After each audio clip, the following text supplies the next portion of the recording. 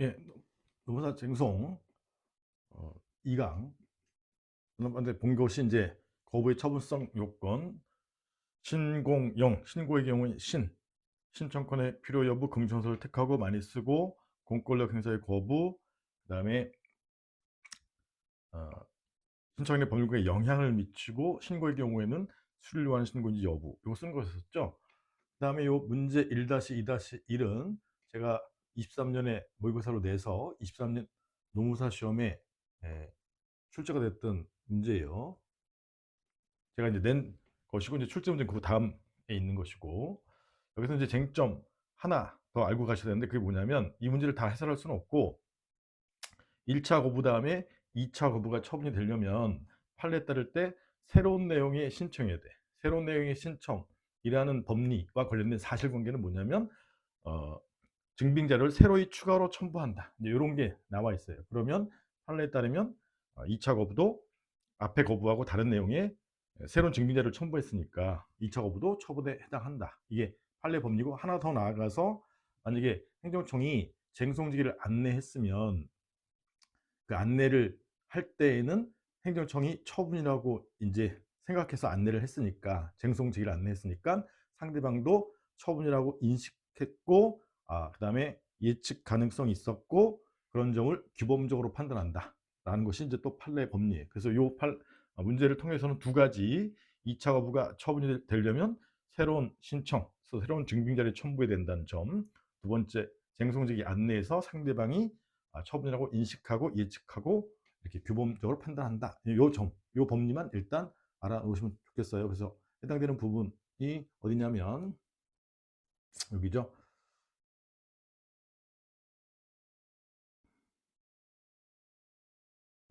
1차 결정이 있었죠. 1차 결정 17년 7월 28일에 1차 결정, 1차 결정이 이제 대상에서 제외하는 결정, 제외하는 결정. 그러니까 대상자 선정, 세 번째 줄에 선정이라는 것이 이제 수익적 처분인데 요걸 이제 신청했다는 단어가 나오면 요게 수익적 처분을 신청했는데 안 해준 거니까 요 대상자 제외하는 결정은 처분이구나. 그래서 1차 거부 처분이 있었고 거기서 네 번째 줄 아래로 17년 첫 번째 줄 1차 결정 부분에 8월 25일 날 처분청 스스로에게 불복하는 게 이의신청인데 이에 갑이 어쩌고 저쩌고 해서 네 번째 줄 아래쯤에 증빙 자료를 이제 추가로 첨부했다. 증빙 자료를 추가로 첨부했다.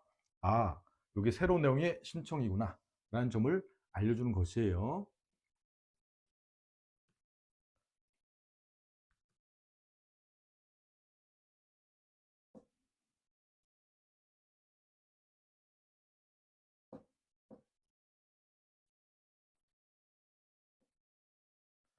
그다음에 이제 2차 거부가 나오죠. 2차 거부. 2차 거부 17년 12월 6일 날 문제에서 이제 3분의 2 지점에 어쩌고 저쩌고 해서 어, 대상에서 제외한다는 결정을 또 제외한다는 결정을 또 통보한 거죠. 결정을 통보했다. 제외한다는 결정 통보. 이 2차 거부죠. 2차 거부. 그다음에 이제 2차 결정 통보하면서 어쩌고 저쩌고 90일 내에 행정 심판이나 소송, 쟁송제기 할 수 있다고 안내한 것이 상대방이 처분이라고 인식했고 예측 가능하고 그게 처분이라고 아니면 신뢰보호 원칙에 반하니까 규범적으로 판단한다. 요 점을 어, 이 법리를 이 문제를 통해서는 아시면 좋겠어요.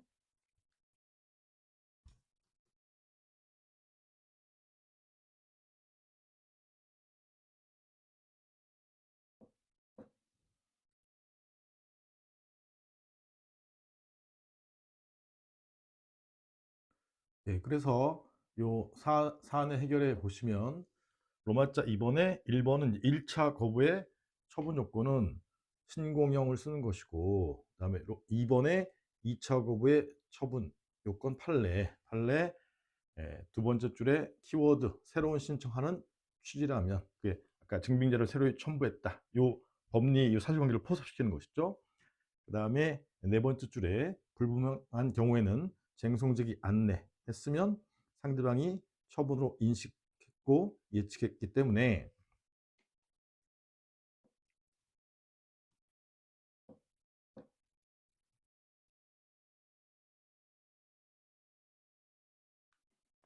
예측했기 때문에 예, 규범적으로 판단했을 때 처분이라고 볼 수 있다. 이 내용이 핵심입니다. 그래서 이 부분을 정확히 알고 계세요. 그래서 1차 거부의 처분 요건, 2차 거부의 처분 요건, 새로운 신청, 그다음에 쟁송직에 안내하게 되면 상대방의 인식 가능성, 예측 가능성, 규범적으로 판단한다. 이제 이 포인트를 딱 알고 계셔야 돼요. 다음에 이제 문제 2번은 소송요건 대원소 전기관이 있는데 대상적격에서 거부의 처분 요건 받고, 그다음에 기본으로 알아야 될 것이 원고적격, 자주 나오는 A급 쟁점이고요. 최근에는 요 위에 있듯이 22년에 떴었는데 22년에 그래서 이제 A급 쟁점이고요. 제가 만든 문제이고 문제 자체는 단순하지만 이 원고적을 쓰는 방법, 그다음에 사안을 해결하는 방법, 이거를 또 정확히 이해하시기 부탁드리겠습니다. 자, 마지막 부분 뭐 네 줄이니까 세 번째 줄에 보시면 마지막 부분을 항상 먼저 봐야 되니까 아무리 짧더라도 갑은 A의 을에 대한, 갑이 다투는데 A의 을에 대한 담배 일반 소매인 지정 처분.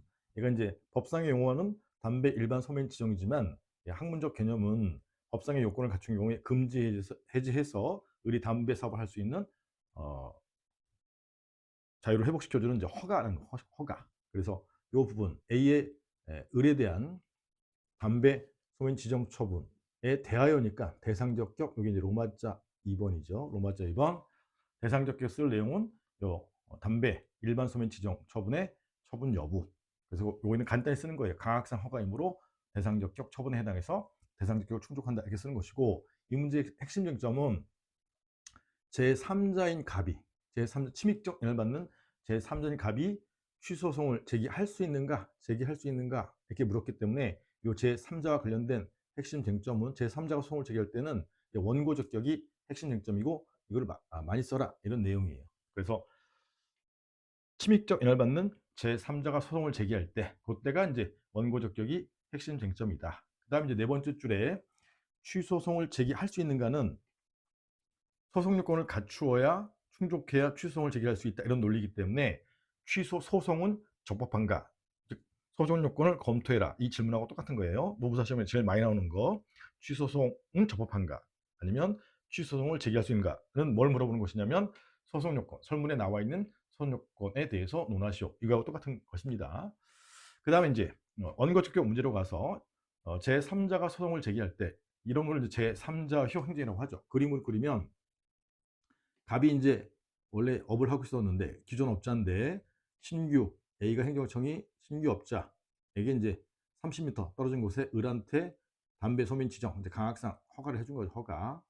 근데 기존 업자 신규 허가를 해주면 같은 동종업이기 때문에 기존 업자의 매출액이 감소한다는 말이에요. 매출액이 감소하니까 이 허가는 상대방 을에게는 수익적이지만 제3자 갑에게는 3자 갑에게는 침입적이라서 이런 행정행위를 제3자 효 행정이라고 하고, 제3자 효 행정의 경우에는 이 3자가 불복할 때 핵심 쟁점이 원고적격이다. 이 점을 꼭 명심하셔야 돼요. 그래서 이 제3자가 제기하는 소송 유형이 이 사안처럼 경쟁관계 있는 기존 업자가 제기하면 학자된 경업자성 한 개에 대해서 LPG 주요소를 허가를 해주게 되는데, 그런데 을에게는 요건을 갖추지 못했는데 허가가 나왔지만 갑에게는 한 개에 대해서 해주는 것이니까 그럼 거부가 될 수밖에 없죠. 그럴 때 처분을 받지 못한 같이 경쟁에서 원했는데 처분을 받지 못한 자, 수익적 처분을 받지 못한 자가 제기한 소송이 경원자 소송. 그다음에 이제 그거 이외에는 뭐 인인 소송 등이라고 해요. 인근 주민이 제기하는 인인 소송. 이렇게 세 가지로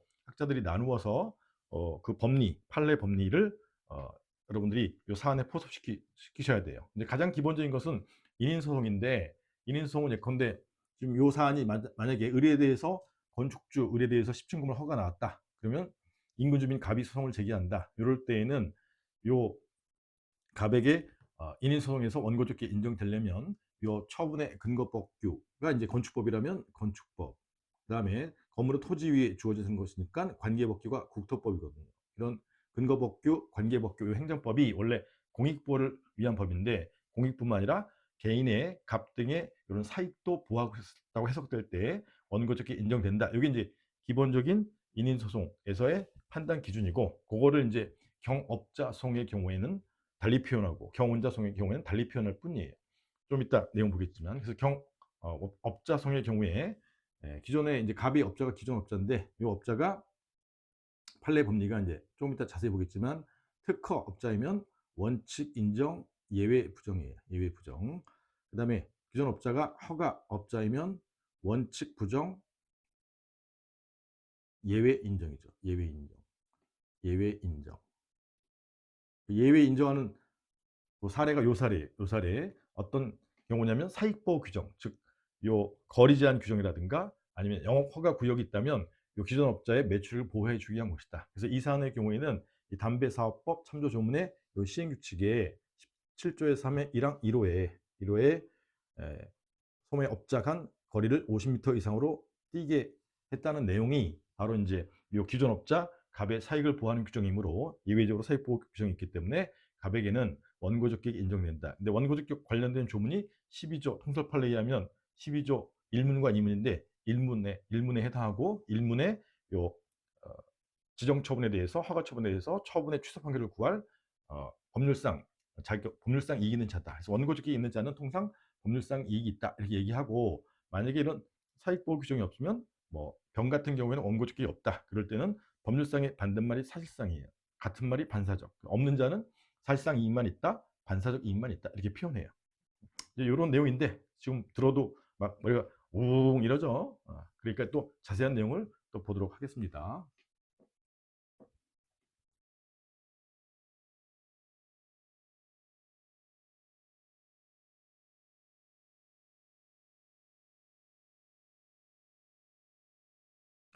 예, 그래서 사례 해결을 보면 로마자 1번의 문제 소지에서 1번 대상적격 관련 담배 소민 지정의 법적 성질 처분 여부를 검토하고, 2번 제3자 갑이 취소성을 제기하고 있기 때문에 원고적격이 문제된다. 이렇게 된 거죠. 제3자 갑이 취소성을 제기하고 있기 때문에.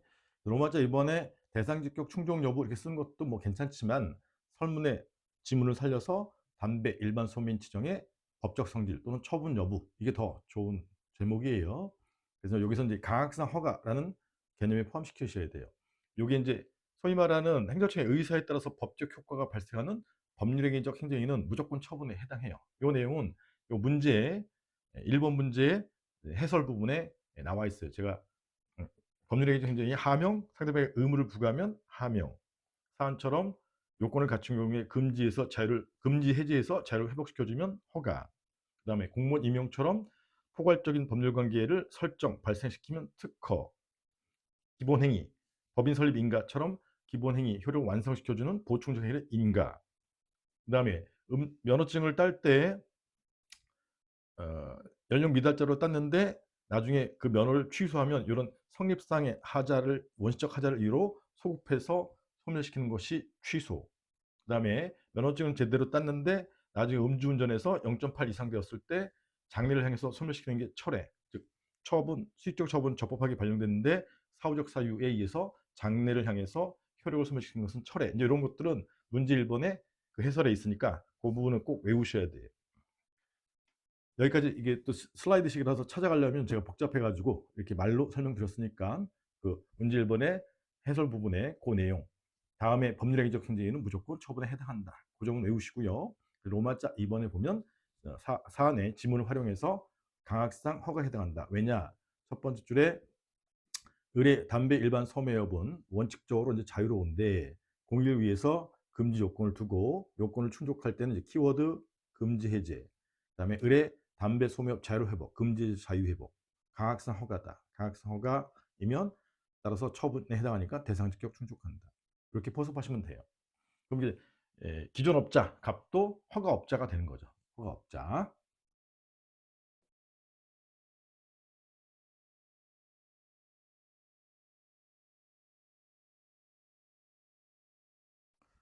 네, 로마자 3번의 원고적격 충족 여부가 가장 많이 써줘야 되는 핵심 쟁점이 되는 거죠.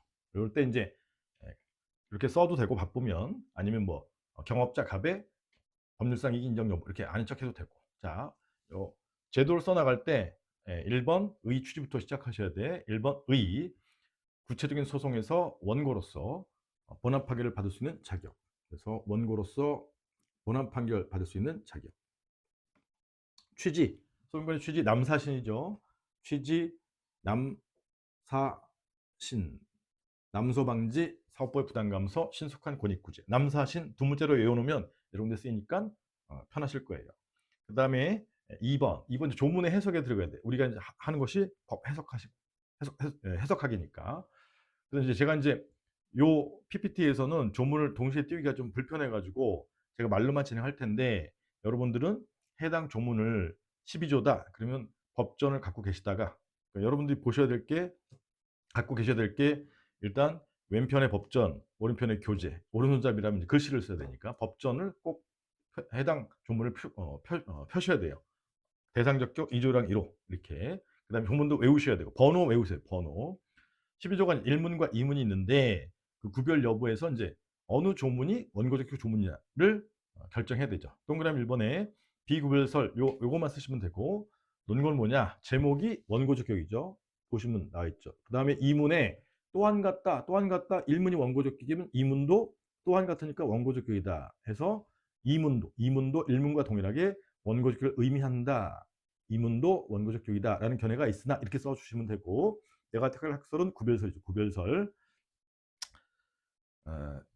니은번 정도 논거 쓰시면 되죠. 니은번. 일설에 의하면 협의의 소액에 관한 규정이 있어야 되는데 이게 없게 된다는 문제가 있다는 점. 우리가 이제 배우는 게 소송법인데 이건 절차법이래요. 권익구제 절차법. 이런 권익구제 절차는 반드시 법에 규정이 있어야 된다. 이게 절차 법정주의. 근데 일설에 의하면 규정이 없게 된다는 문제가 있다. 일설에 의하면. 그래서 1문은 원고적격, 2문은 협의의 수익으로 보는 견해가 타당하며 다설이다. 그다음에 개정안 써주면 점수가 올라가죠. 개정안에서도 협의의 소액 규정을 별도로 신설하고 있다. 요 내용은 협의의 소액에서도 또 써먹게 돼요. 어쨌든 이렇게 되면 구별설에 의하면 이제 제 1문만 12조 1문만 원고적격이고 그 조문을 또 이제 해석해야 된다. 이런 뜻이에요. 3번. 그래서 조문에 12조 1문에 추상적인 의미가 이제 법률상 이익이라는 단어가 있는데 그 의미가 뭐냐를 써줘야 돼요.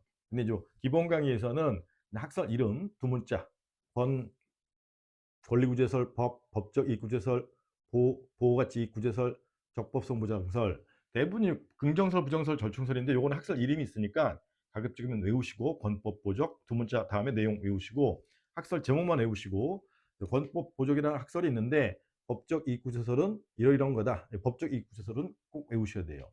보호규범 이론, 아까 이제 사익보호 규정이 있을 때 원고적격이 인정된다. 요게 이제 보호규범 이론이에요. 그래서 취소송의 기능이 실체법의 해석상 보호되고 있는 사익, 보호되고 있는, 법에 의해서 보호되고 있는 사익, 이 침해된 경우에 구제하게 한 것이다. 이 내용은 좀 외우실 수 있으면 각쪽 외워주시고, 모르겠으면 범법 보장이라는 학설이 있는데 법적 이익구제설이 타당하고 통설 판례 입장이다. 이렇게 써주시면 되겠어요. 그 다음에 양가로 3번에 이제 판례는 반드시 외우셔야 되겠죠. 판례는 처분의 근거 관계 법규에서 보호되는 두 문자 구직. 아까 근거 법규 건축법, 건축허가 사안의 경우에 관계 법규 국토법 이렇게 된 거예요. 관련 법규, 관계 법규 같은 말이에요. 개구직 이익의 경우를 말하고, 그다음 개구직의 반대말이 일반적, 추상적, 간접적이. 개별적의 반대말이 일반적, 구체적의 반대말이 추상적, 직접적의 반대말이 간접적. 개구직 일주간 사실적 이해관계를 가진 데 불과한 경우는 포함되지 않는다. 법률상의 반대말이 사실상 또는 사실적 이해관계, 그럴 경우에는 포함되지 않는다. 개구직은 해당하지만 일주간은 포함되지 않는다. 이렇게 외우셔야 돼요. 이거는 판례는 대상적격, 원고적격, 협의의 수익 다 같은 표현을 쓰니까.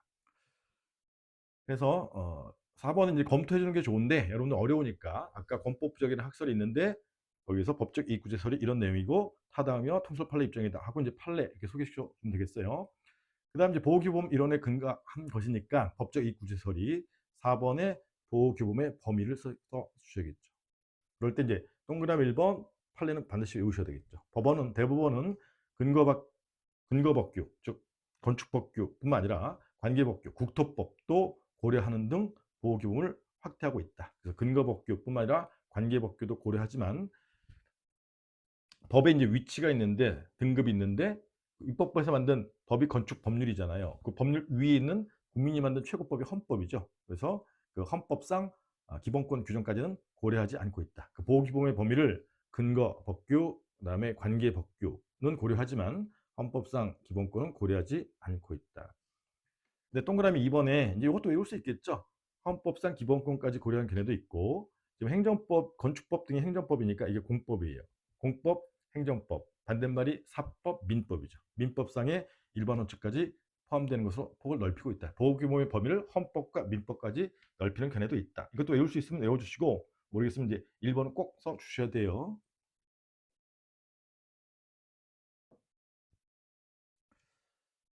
그다음에 5번이 이제 사안이 아까 삼자가 제기하는 소송 유형이 학자들이 세 가지로 나눈다고 했잖아요. 기존의 경쟁업자가 제기하는 이 사안 같은 경우에는 경업자 소송. 그다음에 이제 이 사안이 만약에 경쟁에서 원했는데 허가를 받지 못한 자가 제기한다. 그럼 경원자 소송. 인근 주민 등 경업자 경원자 소송에 해당하지 않으면 전부 다 인인 소송 등이에요. 그럴 경우에는 인인 소송 등의 원고적격 판단 기준. 그래서 실제 시험에서는 해당 유형과 기준만 서술하시면 돼요. 5번의 제목 앞에 거는 다 똑같고 이 5번의 제목이 좀 바뀌는 거죠. 그래서 양가 1번에 제3자가 제기한 소송이 경업자 소송이 있고 그다음에 2번에 경원자 소송이 있고 3번에 인인소송, 나머지 인인소송 등이 정확한 말이죠. 그래서 경업자 소송의 키워드는 두 번째 줄에 경쟁 관계에 있는 기존업자가 다투는 소송이다. 이게 키워드. 동그라미 2번에 경원자 소송은 일부에 대해서만 한 개 업체에 대해서만 제한해서 수익적 처분을 할 수 있는 경우에 두 번째 줄에 수익적 처분을 받지 못한 자가 제기하는 소송이 경쟁에서 원했는데 받지 못한 자가 제기하는 소송이다. 제가 이제 요 문제에서는 갑이 기존업자인데 통일성을 기하기 위해서 기존업자를 을이라고 하면 기존업자 을이 제기하는 소송이 경업자 소송. 그다음에 한 개 업체에 대해서 해주는데 갑에게는 허가 나는데 을에게는 허가가 안 났을 때 을이 제기한 소송이 경원자 소송. 그거에 해당하지 않으면 인근 주민 등이 제기한 소송이 인인 소송. 인인 소송은 특정 주민에게는 불이익을 할 때 그 불이익을 받은 인근 주민이 제기한 소송이다. 그래서 이제 이걸 쓸 때 경업자, 경원자, 인인 소송이 있는데 그 다음에 사안의 경우는 이렇다 이렇게 쓰시면 되는 거예요. 만약에 시간이 없으면 사안의 경우만 쓰셔도 돼요. 사안의 경우 경쟁 관계에 있는 기존업자, 기존 담배 소매업자인 갑이 제기한 소송이기 때문에 마지막 줄에 경업자 소송이다 이렇게 쓰고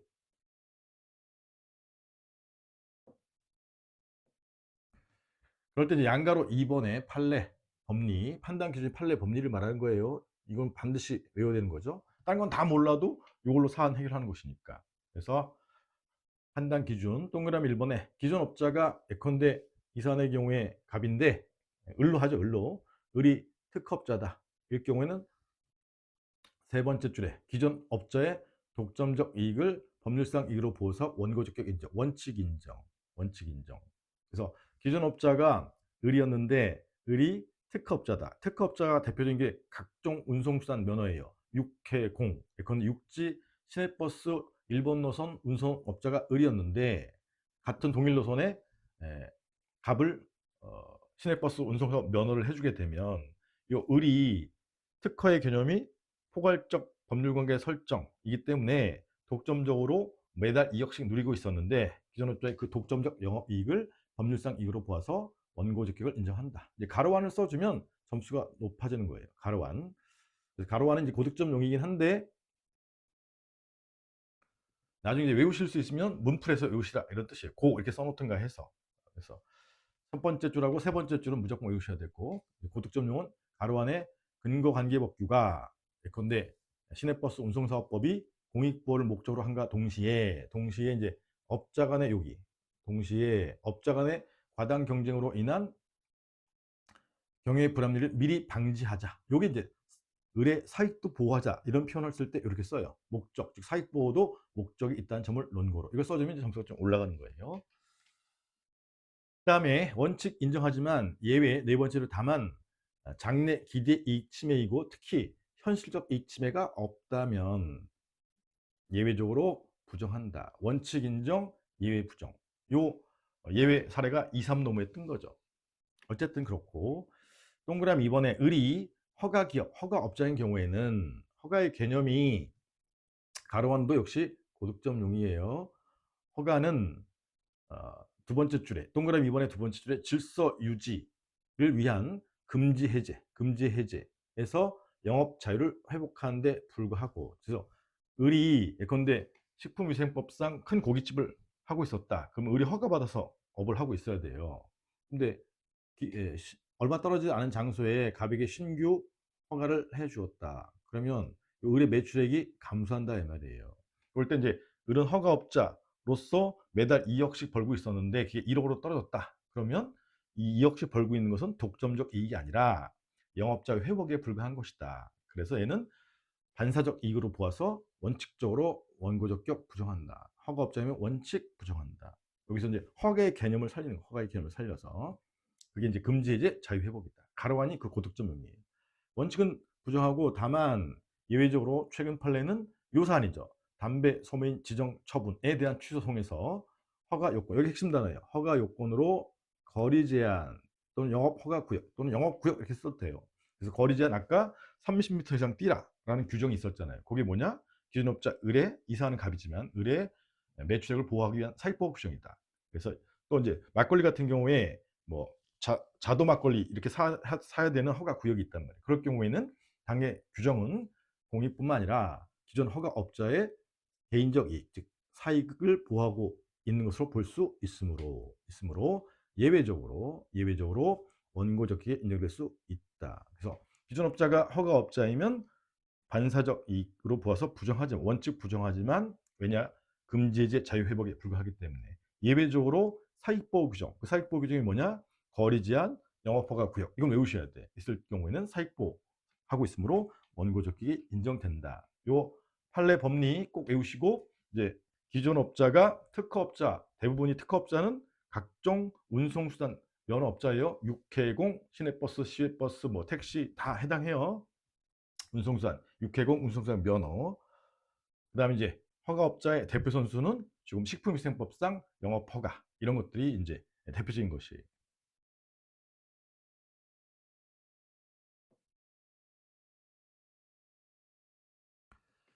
그다음 박스에 제3자가 제기하는 또 다른 소송 유형, 경원자소송과 인인소송 등이 있는데 여기까지 하면 여러분들이 너무 많은 내용을 하게 되니까 머리가 아파진단 말이에요. 처음이니까. 일단 여기까지 하고 쉬었다가 다음 시간에 요 이하, 원고적 이하 문제 보도록 하겠습니다.